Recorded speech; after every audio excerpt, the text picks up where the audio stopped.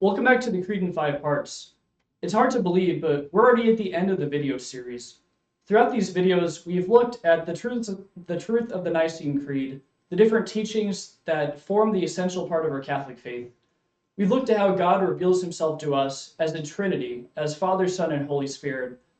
God reveals himself as this perfect communion of persons, and in God's immense and his tremendous love for us, he sent his only begotten Son to live with us, to become flesh, and to dwell with us, and to die for us, to die for our sins, but ultimately to be raised on the third day so that we can live with him in paradise.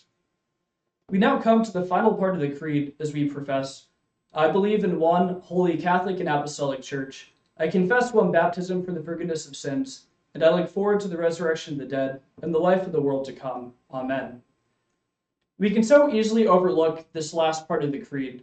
It's right before the universal prayer. It's after we've talked about the three persons of the Holy Trinity. And it's kind of, on the surface, it can seem like just a variety of different teachings that are kind of packaged in there that are kind of just, they're there. But again, we really overlook this quite often. But these teachings are no less important than what comes before. And in fact, they follow from our belief in the triune God and the promises that he's given to us. This last phrase, the life of the world to come, is what unites all of these teachings. As disciples of the Lord Jesus, we're brought into a new life with him. Jesus Christ, by his life, death, and resurrection, came to redeem and transform the human race. And he testifies to us, behold, I make all things new. Our blessed Lord promised to give us a new heart and a new spirit, and by being washed in the waters of baptism, we can become part of Christ. We can come to participate in the life of Christ in the Blessed Trinity. And we can say that eternal life begins now on this earth because the life that we live in Christ, or rather the life that Christ lives within us, is one of resurrection. It's one of immortality. Through Christ working within us and dwelling within us as he promises, we can put off the old man and we can find freedom from our sins, from our weaknesses, from our failures, from following the Father. Jesus is the way to the Father, and he shows us how to live in that perfect obedience as a son. And he opens up the gates of paradise to us and opens us the way to lovingly live with the Lord.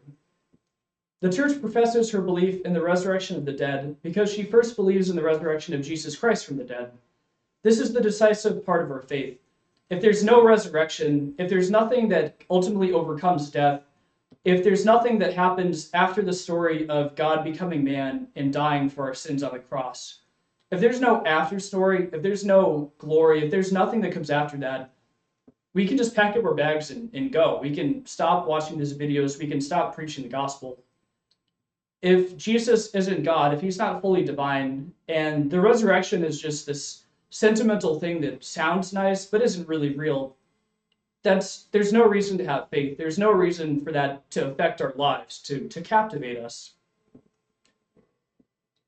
But the apostles, they saw the empty tomb and they believed in the promises of Jesus. They saw the risen Lord who was not a ghost or a phantom, but the risen Lord is somebody that they could touch his wounds. They could see his wounds. They could eat a meal with him, as we see throughout the Gospels. The resurrection is real. As we see our Lord's resurrection, we believe in his promise that we who believe in him will be raised. Our belief in the resurrection of the dead, of course, is about being raised to life with Christ after our death. And our hope in this eternal life cannot be ignored. We can't lose sight of the finish line. But even on this earth, we who have been baptized in Christ and receive him in the Eucharist begin a new resurrected life, and we prepare to meet him in heaven. As St. Paul says, whoever is in Christ is a new creation. We can look at the major conversion moments of our life. We can look at the moments that we've overcome this particular sin that's been plaguing us, this element of darkness, this element of fear. We can look at a new profound insight that we've had, this profound knowledge that we've gained of God. We can learn a new method of prayer. We can have this deep fundamental conversion. And this is part of the new life. This is part of the new life that Christ promises us. And when Jesus talks about the kingdom of heaven dwelling within us, these are perfect examples. St. Augustine famously says that our hearts are restless until they rest in you, O God. It's the longing for God in our souls that marks the spiritual life. In heaven, we will see God face to face as we see our beloved. And this is what we call beatitude. This is the perfect happiness. This is when we see our Creator, we see the God who loves us and who died for us. We will enjoy communion with God. And communion is a word that we talked about. We've used the word a lot in this series. And simply, it ultimately means being fully with God as he gives himself to us. Our communion with God, which begins on this earth, it's simply living with God through our difficulties, through our joys. But it's ultimately this life with God, this shared life with God, as he communicates himself to us, as he reveals himself to us. God wants to whet our appetite for this perfect happiness on earth, and he does this through giving us signs of his love, through giving us ways on this earth that, no, they're not perfect, they don't perfectly satisfy us, but they leave us hungry, they leave us wanting more. God chooses to meet us and to give us this new life in Christ through his holy church. The church is often called the mystical body of Christ. When we go to the gospel, we look at the passion of our Lord. As the soldier pierces Jesus, who's hanging dead on the cross, we see blood and water flowing out from his wounded side. The blood and water here represent the pouring out of God's grace and his mercy upon the universe. The water represents the sacrament of baptism, as our sins are washed away in his blood. And the blood that's poured out represents the sacrament of the Holy Eucharist, the sacrifice of Jesus Christ, priest and victim. Many theologians throughout the church's history have talked about, they've looked at a similarity here with Genesis. As God designed Eve, the first woman, by taking a rib out of Adam when he was asleep, so God designed his holy church by the outpouring of blood and water from the sleeping Christ, from the Christ who is about to be raised, from the Christ who's going into purgatory, who's rescuing the entire human race. Jesus chooses to build his church upon these sacraments of baptism and of the Eucharist. And it's important here to take a step back and look at what a sacrament is. We often hear the word sacrament. It's something that we've learned from our catechism classes and everything. But a sacrament's not just a thing. It's not just a rite or ritual that looks nice and only has a symbolic importance.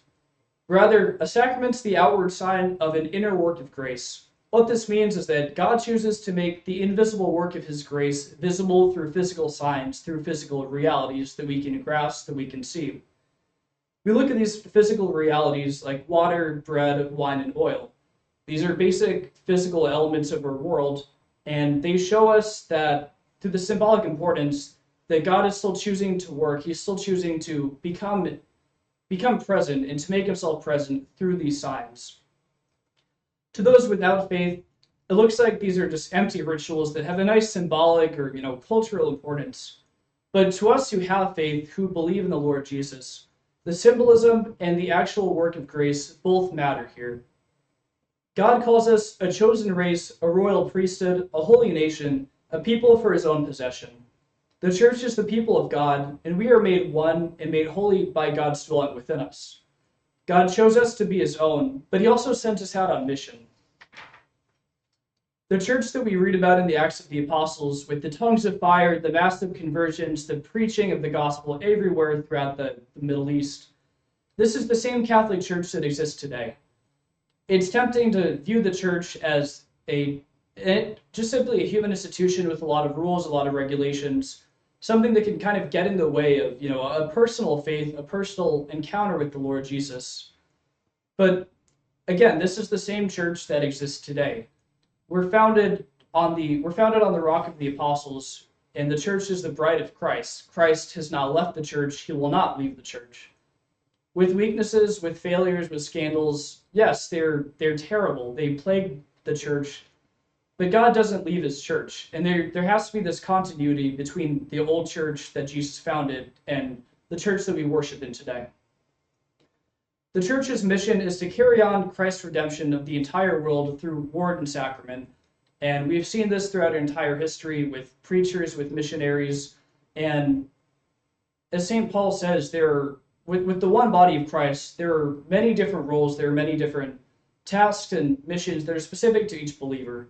But with the universal call to holiness, with this universal call to sanctity that God wants each and every one of us to be a saint, we see that throughout the church, whether you're a priest or a deacon or a lay person, catechist, that God still has a role. He still has a job, a task, a mission for all of us. And we're all called to carry on this redemptive work of Christ and to spread it to all corners of the world. The church herself is here understood as a sacrament, as a visible sign in the world which represents Christ's union with mankind. And the church, through her sacred mission and her office, works to restore all things in Christ and to prepare the world for the life of the world to come. She's a divine institution with human leaders, and in spite of the sins of her leaders, Jesus does not abandon his bride. When we profess our belief in the teachings at the end of the Creed, we should try our best to not be ignorant of what we're saying, but to really meditate on them throughout our entire lives and to let them captivate us, to let them really speak to our heart. It's one thing to profess our faith, our belief in the Trinity, and it's another thing to believe in the promises that God has, to believe that God is still active now. There's rich theology behind these teachings, but we need to see our faith in action. And when we look at these last few teachings with the resurrection of the dead, with the church and everything, we see that God is still active, that God is the God of the living.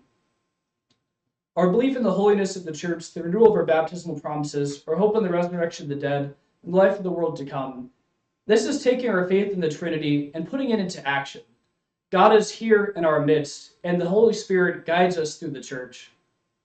As shown in the first video, our faith is something that has to affect the core of our being, the very way that we live our lives. Because God is alive and continues to be at work in the church, in the world, and in our lives, our profession of faith here has to be something that really captivates us, that fires us up, that gives us this new life. God wants us to build up his kingdom here on earth by preaching the gospel, by bearing witness to him, and following the universal call to holiness.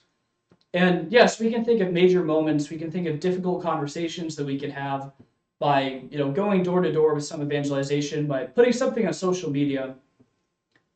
But ultimately, God is closest to us in our ordinary lives, in the regular day-to-day moments that we encounter. God is always here through his Holy Spirit, and he's always here to give us new inspirations, to give us new life. He continues to breathe on us and to pour out his love upon us. So when we're building up the kingdom, when we're using our office as priest, prophet, and king through our baptism, yes, there are going to be major moments that we are going to bear witness to him. Even in our everyday lives, we're still called to encounter Christ. We're still called to listen to him, to discern where he's present and how he's speaking to us. While we hope in beatitude and our own salvation, we don't just want a private bliss, a private happiness, or at the end of our lives, it's not just me and Jesus. That's a very narrow, a very individualistic way of thinking. But rather, we want a happiness, we want a perfect joy that's ultimately something that's shared, that we can communicate to others. There are plenty of things in the world that can discourage us and distract us from this mission, but let us continue to turn to the Lord Jesus in prayer and remember his words, "Be of good cheer, I have overcome the world." The resurrected Lord will lead us to the salvation of the world, and he is here with us every step of the way as we build up the kingdom, as we follow him, as we become saints. But it's ultimately up to us to follow him. We need to choose every single day to do that, even in the most difficult moments when we have doubt, we have temptation, and we don't want to believe, we find it impossible to believe. When it's most difficult, we need to ask him to help us.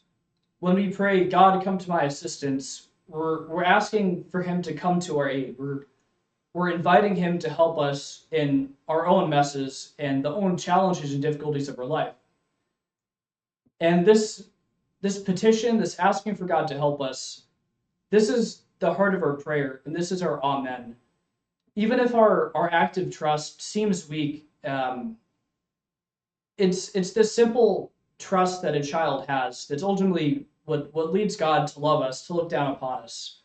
But we can have this incredible hope as Christians by looking at the Lord Jesus and the infinite God of power and majesty coming down to live in the simple stable in Bethlehem. We can look at God becoming man and dwelling among us, living within us. And it's through this and through praying to Jesus, through looking at the Gospels, through looking at the lives of the saints, that we can really become to hope to hope in eternal life, to hope in this eternal beatitude. And it's in this way that God wants to communicate himself to us, and that we can have this hope that one day we can see him face to face. May God bless you.